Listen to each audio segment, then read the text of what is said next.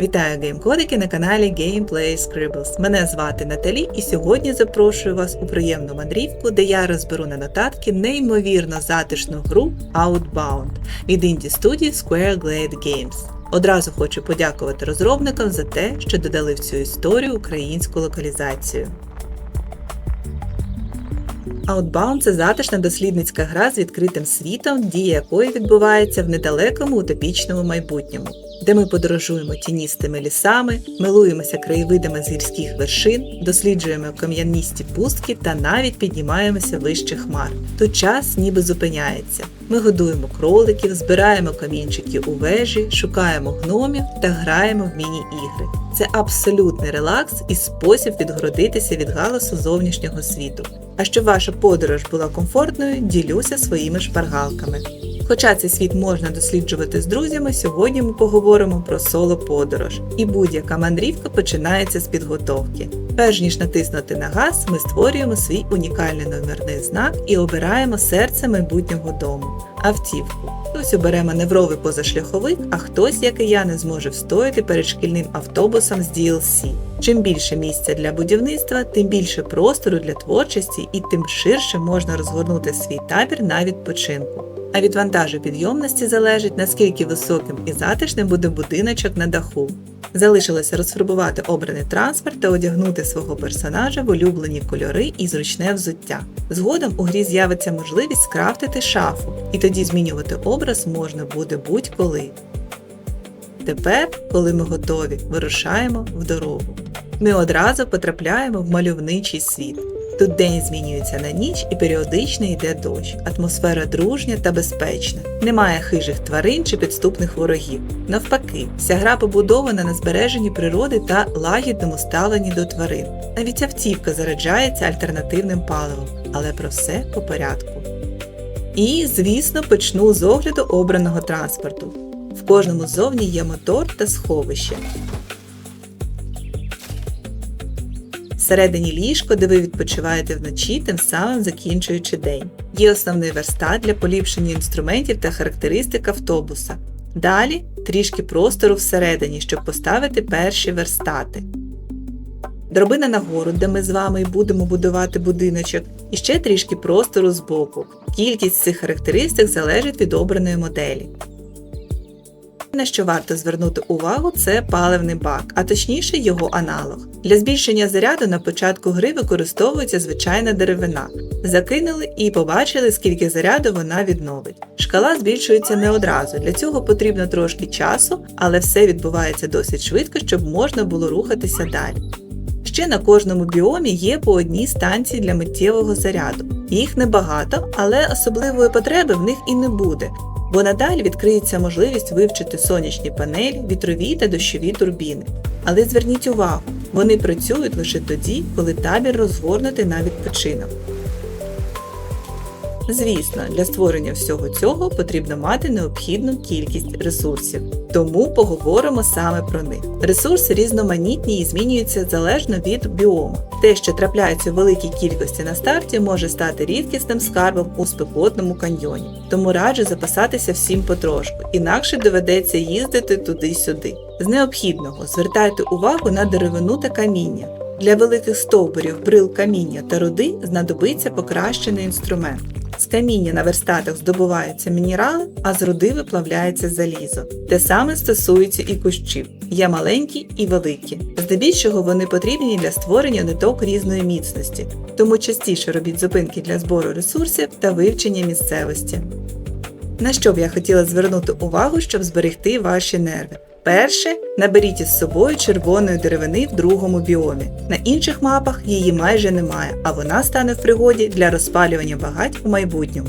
Друге, не забувайте збирати воду. Вона врятує ваш город у пустелі, де не падає жодна краплина дощу. Ще раджу зробити зупинку на кілька ігрових днів біля солоного озера та в каньйоні, щоб запастися глиною. Ці ресурси є тільки на цих локаціях, і їхні запаси критично малі.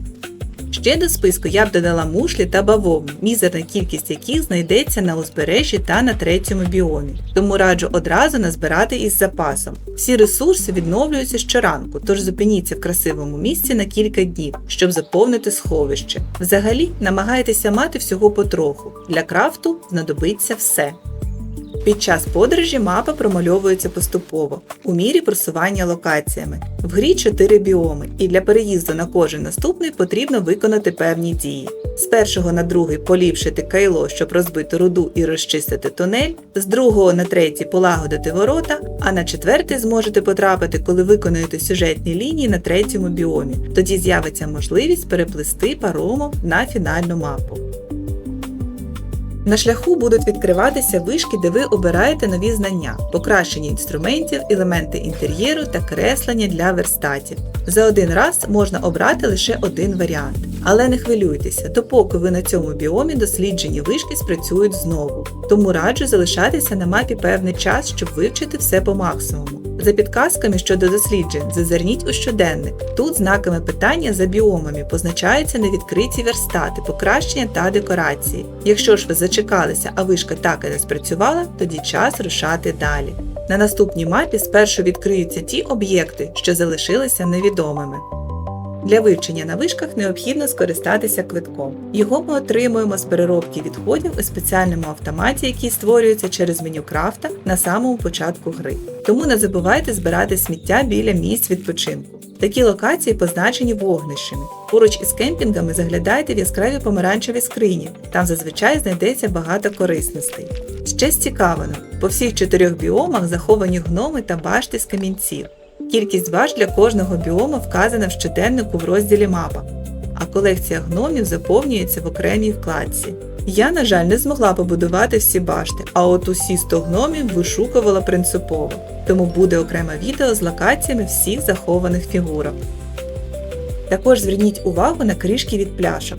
Це валюта для ігрових автоматів, у яких можна виграти симпатичні дрібнички для інтер'єру. Зізнаюсь, автомат із повітряними зміями я винесла повністю.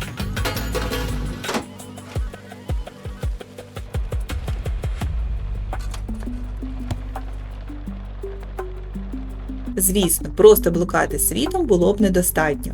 На кожному біомі є унікальні місця, критично важливі для проходження. Вони позначені на мапі величезними знаками питання. Там потрібно виконати ряд дій, щоб відкрити інструменти для подальшого шляху.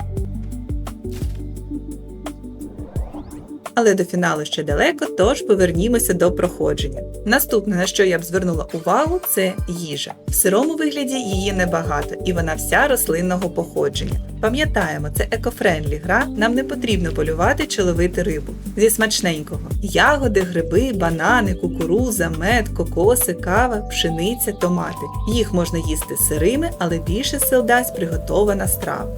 Найпотужнішою є чашка кави. Спочатку потрібно перемолоти 5 кавових зерен, а потім приготувати напій. Він на 100% відновить шкалу голоду.